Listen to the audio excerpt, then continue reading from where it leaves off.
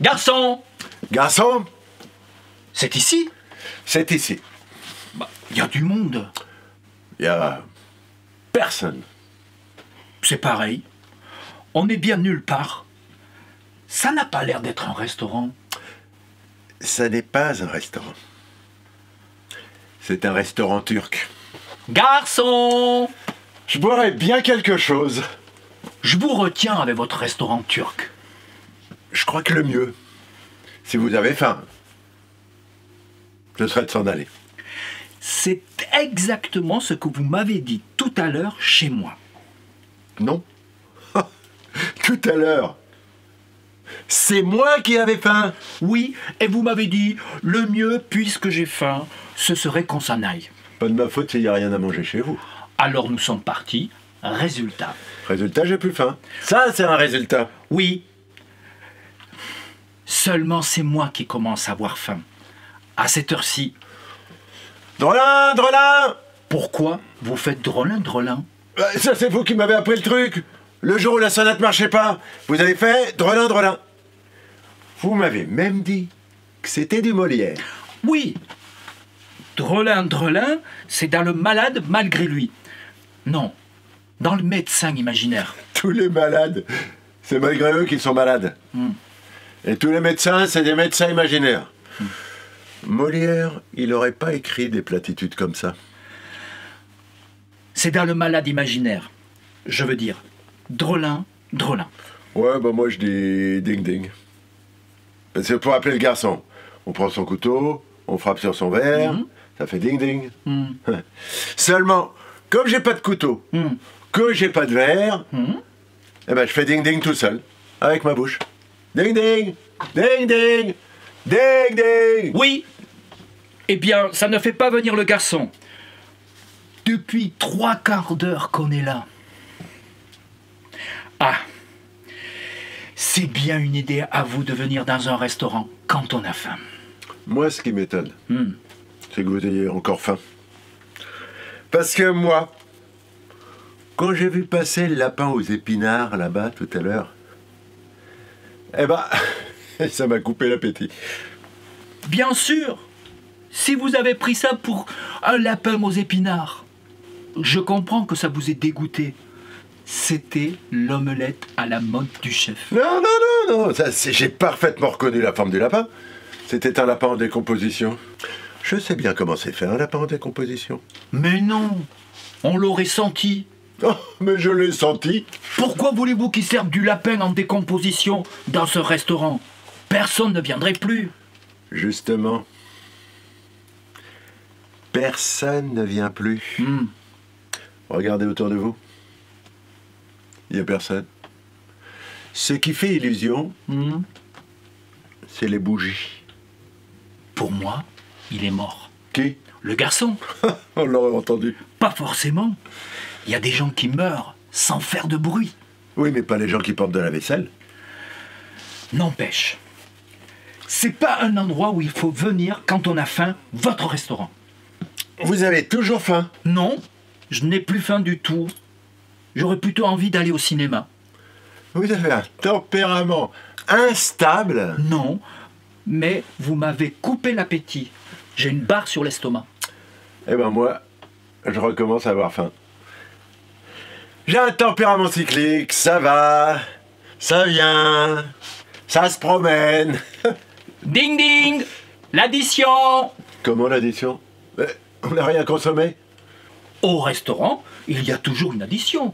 Ce serait trop commode. On entre, on s'installe, on bavarde, et puis hop, on s'en va, sans rien payer. Ma parole, c'est la première fois que vous entrez dans un restaurant. Oh là, mais c'est que j'ai très faim, moi. On s'en va? On s'en va.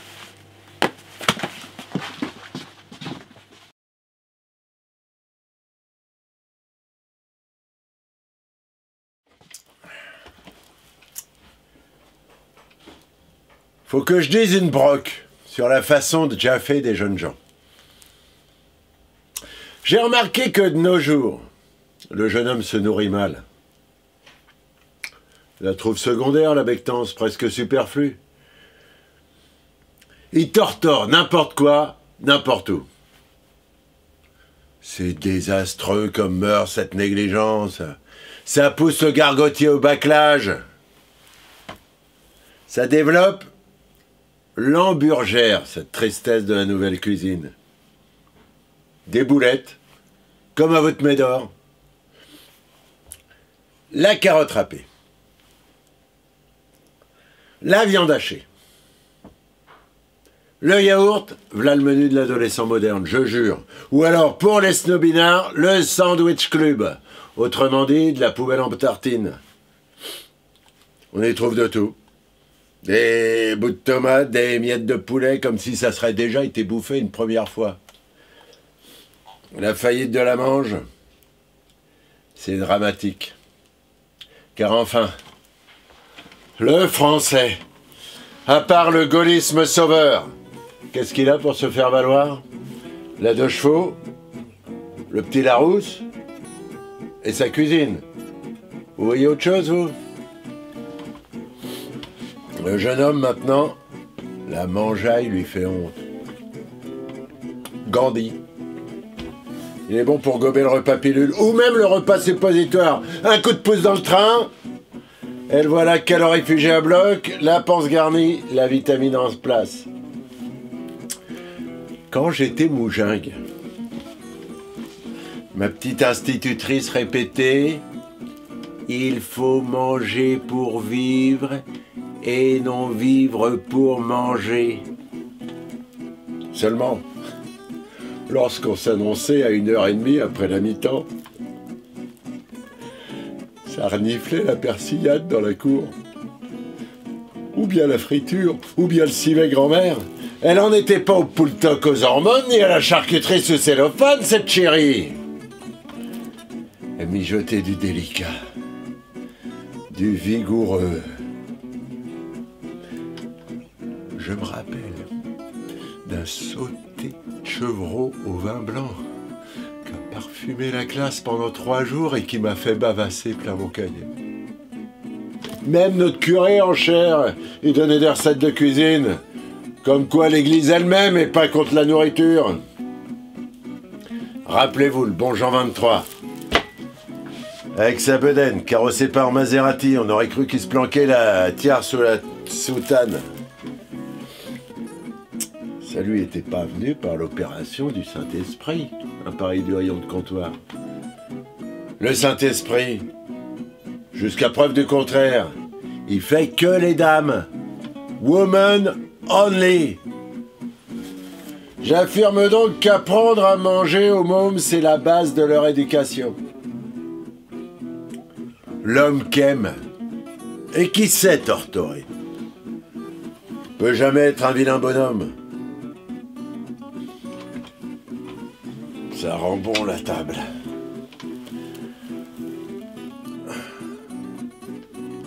Ça anoblit l'âme.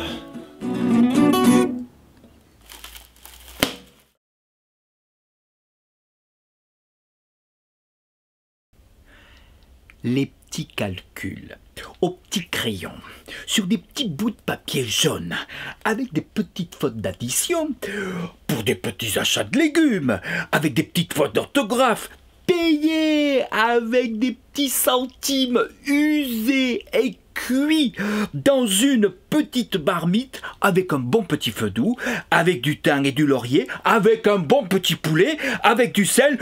C'est ça qui nous fait, nom de nom, un bon petit bouillon. Pouh. Le temps des nids. Alexandre Vialat. Le soleil, le 21 mars, entre dans le signe du bélier. C'est le printemps. La chauve-souris se réveille. Les premiers moustiques dansent le soir sur un ciel d'un bleu presque blanc. La nuit, la hulotte immobile répand sur les bois endormis la musique d'un chant solennel. Bientôt, sa femelle lui répond. Un duo s'engage, coupé de silence, d'une sonorité magnifique. Ils ont senti venir le temps des nids. L'homme aussi. Le jardinier sérieux sème déjà la fève d'Aguadulce et le petit pois téléphone. L'homme sort sur le pas de sa porte et met un panama. Il adopte un gilet plus clair. Il dessine des cœurs sur les arbres. Parfois, il les entrelace. Il grave dessus des initiales en caractère d'ido. Il cherche ça et là pour construire sa maison des gravats, des bouts de planches, des restes de ciment. Il les entasse dans un coin abrité. Il éprouve le besoin de tutoyer les jeunes filles et d'offrir des manteaux de vison. C'est un vieux réflexe ancestral qui lui vient de l'âge des cavernes. Il cherche des peaux de bêtes et des métaux précieux. Il tue des ours, il élève des lapins. Il apprend dans les journaux de mode, à la page des conseils utiles, à entaner lui-même la peau pour en faire des toques en peau de castor ou en chat sauvage. Il récupère dans les cimetières d'auto le nickel et l'aluminium pour en forger des bracelets et des bagues. À ce signe infaillible, on a reconnu l'amour. Chez l'éléphant, c'est différent. Sa tête répand une odeur musquée. La jeune fille, elle, pousse des soupirs. Elle éprouve une envie confuse d'égratigner des chats et d'arracher les pattes des mouches. On voit qu'elle a besoin d'un mari. C'est ce qu'on appelle le complexe d'Hermione. Il est fréquent dans la nature. Il est même parfois poussé si loin que la menthe religieuse, par exemple, dévore son propre mari au milieu de la nuit de noces. La veuve survit toujours, c'est une loi absolue. L'araignée mâle, qui s'en méfie, colle son épouse sur le plancher comme un timbre sur une enveloppe, au moyen d'une espèce de gomme qu'elle secrète à cette fin spéciale. Et file, sans demander son reste, en priant Dieu que la colle tienne bien. L'antilope mâle, qui a des harems de 100 épouses, a dû, pour les former, tuer autant de rivaux. L'aigle est monogame. L'ours aussi. Ne nous fions pas à la colombe. Elle impose une rivale au foyer conjugal. Le pou est un espiègle et un dévergondé. Tirons un voile sur son alcôve. Le crapaud a les plus longues tendresses. Les batraciens ne vivent que pour l'amour. Le reste de leur vie les laisse dans la plus profonde apathie. Le crapaud est un romanesque. Sa nuit de noces peut durer jusqu'à 1 mois et demi. Le hanneton et le dromadaire ne viennent que bien loin derrière lui. De toute façon, le temps des nids est une époque féroce. La nature est moins rose que Zénaïde Fleuriot. Il arrive que les bêtes dévorent leurs petits. Ce qui est beaucoup plus rare chez les hommes est toujours puni par la loi. Le tigre, jaloux comme lui-même, cherche à avaler ses enfants. Le guppy, minuscule poisson des aquariums, mange ses œufs. La lapine, quelquefois, croque sa progéniture. Mais c'est par soif et non par faim. On la calme avec un verre d'eau.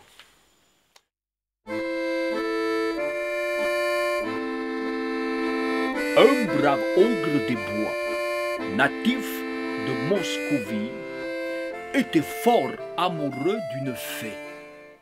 Et l'envie qu'il avait d'épouser cette dame s'accrut au point de rendre fou ce pauvre cœur tout brut. L'ogre, un beau jour d'hiver, peigne sa peau velue, se présente au palais de la fée et salue et s'annonce à l'huissier comme prince Ogrovski. La fée avait un fils, on ne sait pas de qui. Elle était, ce jour-là, sortie, et quant au mioche, bel enfant blond nourri de crème de brioche, dauphin par quelque Ulysse à cette calypso, il était sous la porte et jouait au cerceau. On laissa l'ogre et lui seuls dans l'antichambre. Comment passer le temps quand il neige en décembre et quand on n'a personne avec qui dire un mot? L'ogre se mit alors à croquer le marmot. C'est très simple. Pourtant, c'est allé un peu vite, même lorsqu'on est ogre et qu'on est moscovite, que de gober ainsi les mioches du prochain. Le bâillement d'un ogre est frère de la faim. Quand la dame rentra, plus d'enfants, on s'informe. La fée avise l'ogre avec sa bouche énorme. « As-tu vu, cria-t-elle, un bel enfant que j'ai ?» Le bon ogre naïf lui dit « Je l'ai mangé ». Or, c'était maladroit. Vous qui cherchez à plaire, jugez ce que devint l'ogre devant la mère furieuse qu'il eut soupé de son dauphin. Que l'exemple vous serve. Aimez, mais soyez fin. Adorez votre belle et soyez plein d'astuces. N'allez pas lui manger, comme cet ogre russe, son enfant, ou marcher sur la patte à son chien.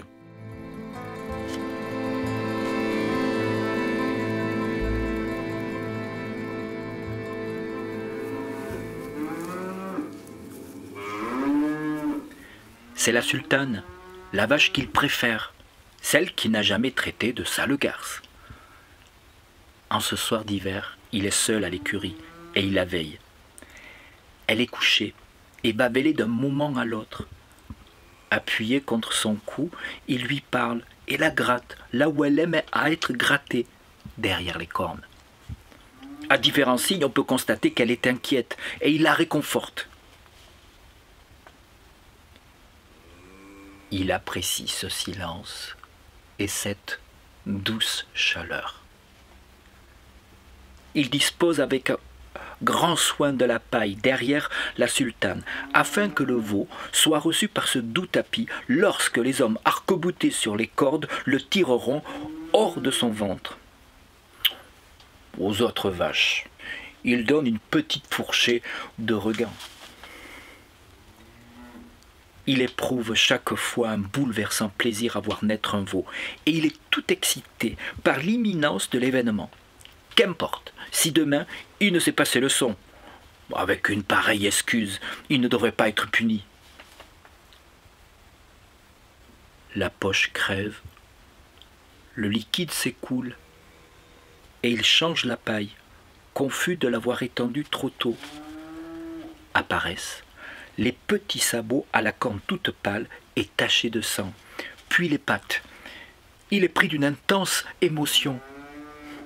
Il bondit, traverse la cour, en quelques enjambées, surgit dans la cuisine, et aux hommes qui jouent à la belote, il crie sur un ton où il entre de la supplication « Venez vite, c'est le pur moment !»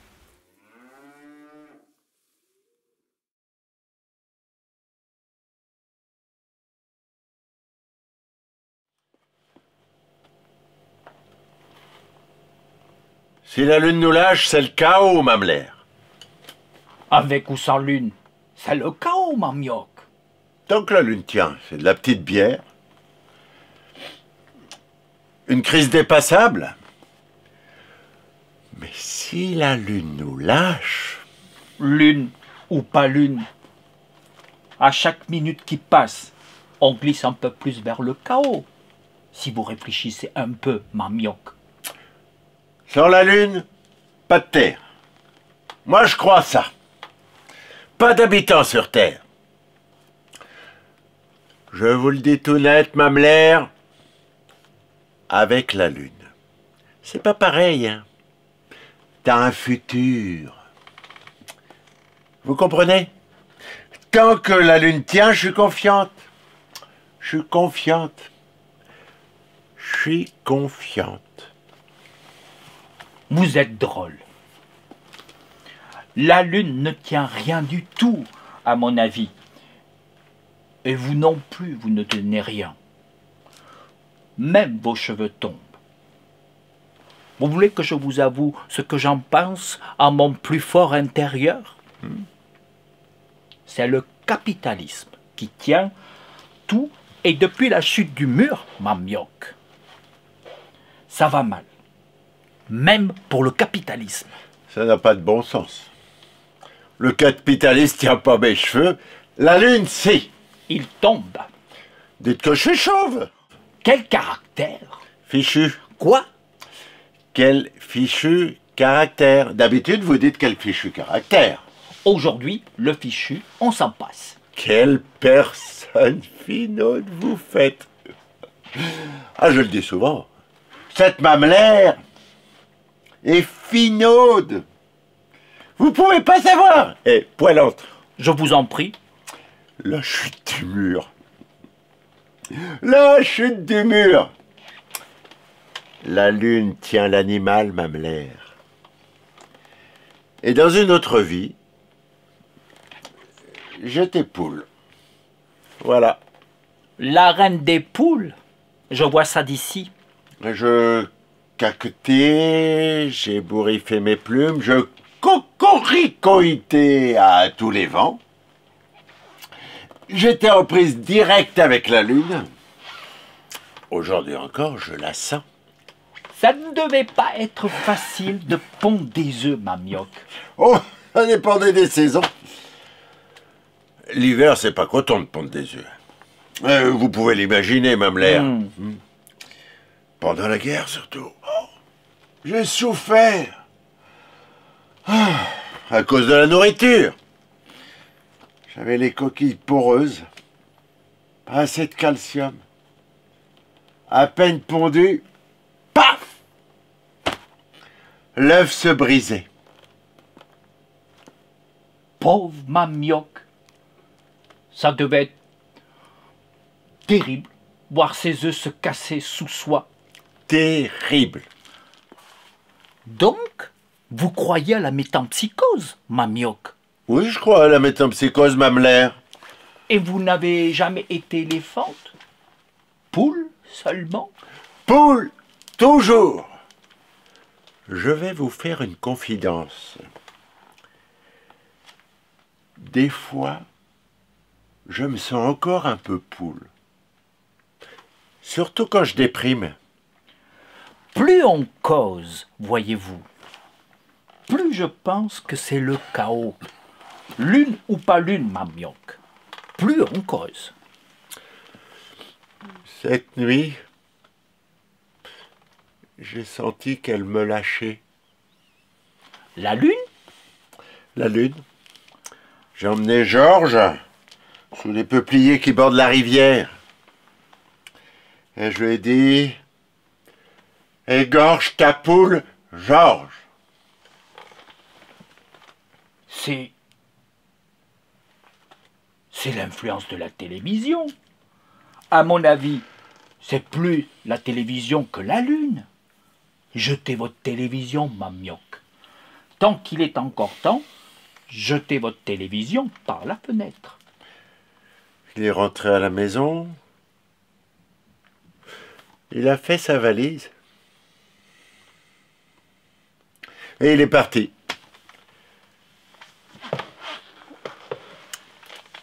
Vous qui êtes mon ami, vous voudriez pas... Vous passez la mesure. Si vous profitez de la moindre conversation pour demander qu'on vous égorge, on ne pourra plus. On ne pourra plus. Je romps avec vous, ma mioque. Poule.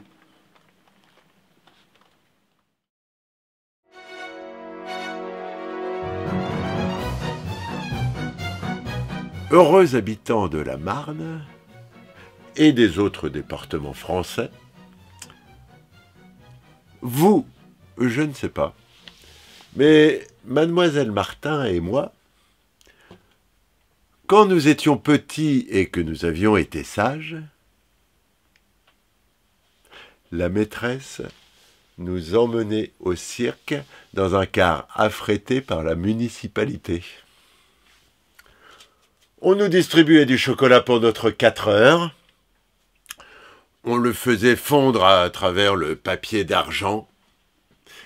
Et on en étalait avec le doigt sur le nez de notre voisin de derrière. Par surprise. La maîtresse disait que l'année prochaine, elle ne nous emmènerait plus. Elle torchait les visages chocolatés avec un grand mouchoir à carreaux. Et pour calmer son petit monde, elle nous faisait chanter... Frère Jacques, ou bien Colchique dans les prés. Nous, on préférait plus vite chauffeur, plus vite. Mais ça mettait le chauffeur en colère, et il disait qu'arrivé au cirque, il donnerait les plus turbulents d'entre nous à bouffer aux lions. Les lions avaient déjà dû bouffer beaucoup d'écoliers turbulents, car ils avaient des gros ventres qui traînaient par terre, et ils ne se déplaçaient guère plus vite que les vieux de l'hospice. Il y avait aussi des chiens savants, dont l'un savait compter jusqu'à 10, ce qui était mieux que Nafrechou, le cancre du cours moyen 2e année. Il y avait aussi un couple de trapézistes, et je me souviens que, pendant qu'ils se jetaient à la rencontre l'un de l'autre, et se croisaient au-dessus de nos têtes, les filles fermaient les yeux, sauf une qui me tirait par la blouse en criant pleine d'espoir. « Ils vont tomber, ils vont tomber !» Enfin, venait la cerise sur le gâteau, le clown. Le clown faisait l'andouille de 1000 façons si diverses que nous en avions pour des semaines à essayer de l'imiter. Cette tradition d'envoyer des enfants au cirque ne s'est pas perdue. Toutefois, elle est transformée.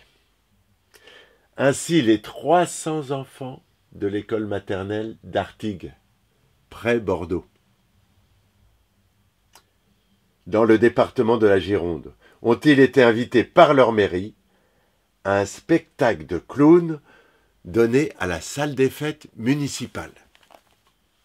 Un fameux clown qu'on leur a offert, comme dans le monde entier, à Pékin, à San Francisco, à Moscou, à Berlin, à Tokyo. Un clown international baptisé Ronald McDonald est chargé de servir d'enseigne aux marchands de bouffe industriels du même nom.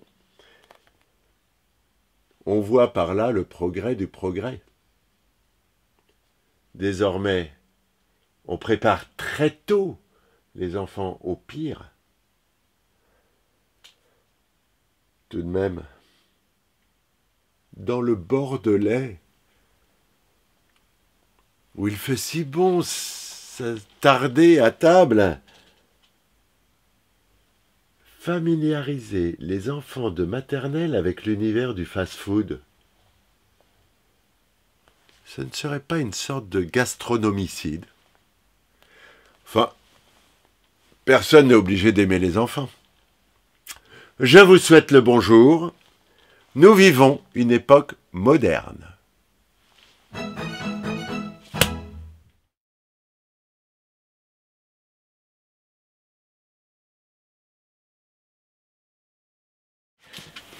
Main grand-père, il est tout berché. Un berché comme un fouet pu. Aussi, je m'en vais vous raconter ce que Sancho fut une retenue. 65 ans qu'il y a été. 65 ans et de rue de patience. Automne, hiver, printemps, été. 65 ans, même chez Dimanche. 20 chocons pour servir monsieur. 21 ans bercher de commune. Elle restant pour ses vrais agneux. 2 tiers et de siècle sans aide au tchun. Je n'étais point plus octroyé pomme quant aux aloès me pinçaient chez bête. Avec que lanterne à tempête tenue par Mantitine, ce femme. Je piétin pour mi, j'ai le déshonneur, qui disait en face d'une boiteuse. Mais j'ai pour conjurer ce malheur au fond d'un poc, une drogue fameuse. Mais j'ai tenu une bouteille d'yeux verte quand il gratouait dans chez queue, et je restais une boucle grande ouverte. Et de vire, c'est un produit miraculeux. Elle gale, elle se voyait à des tacs, à le pied de Cholène, qu'à l'aloe de chair, avec 2 giclées de jus de tobac. Et ratchoué dessus, j'étais le moins cher. Comme chez toi, au cheur de l'hiver, puis qu'on revoinait ma coin du fût, il se mettait à me conter l'histoire, être gringosier et puis de Saint-Fût. Vois-tu, qui me m'assurait, patave, ils ont passé tout près d'ici. Chez gosse d'alors, les toilettes bien sages, chez Tcho une pichouette piolie. Aussi, j'ai tout vite convaincu, et que chez tout est vrai qu'elle mont Saint-Wari. Gargantua, l'avoué perdu, avec un fond de panier pourri. Quand il fallait partir au parc, j'ai tout à le fin de le mois d'août. Sur le carriole, il y en avait une kerk, c'est Chapilil, et tout est heureux. Plus tard, j'ai tout à le grande école. Chez qui nous était fier, ma grand-père. Tu au moins, tu ne seras point podole, qui disait arbeillant en l'air.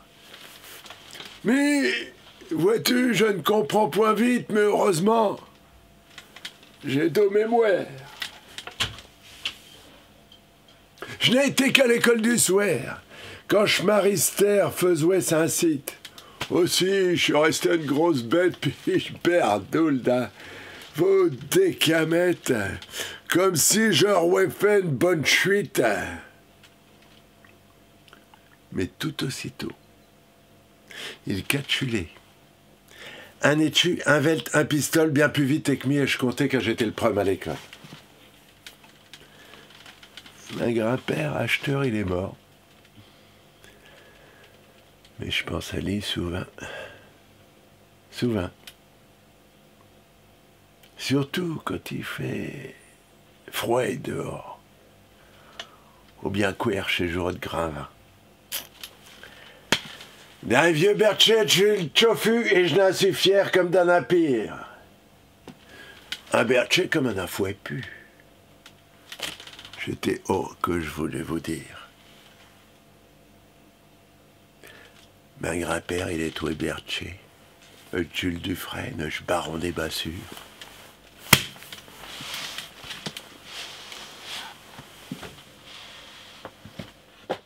Chanson de Jules Verne. Avec ce punch, voyons la politique. Chassons au loin ces lugubres ennuis. Donnons nos jours à notre République. Mais à l'amour, donnons toutes nos nuits. Et drin, drin, drin, et drin, drin, drin. Que vous soyez ou non bonapartiste, À vos festins, rendez-vous et buvez, et que chacun dans son vote persiste. Si tous en chœur pour ce soir vous chantez, et drin, drin, drin, et drin, drin, drin. Si votre amie est toujours amoureuse, laissez nommer ministre, président. La politique est elle aussi joyeuse qu'un doux baiser qu'on vous donne en disant et drin, drin, drin, et drin, drin, drin. Mais si l'émeute accablait la patrie, sur nos fusils, frères, nous sauterions, en délivrant la liberté chérie. À ses genoux, vainqueurs, nous chanterions. Et drin, drin, drin, et drin, drin, drin.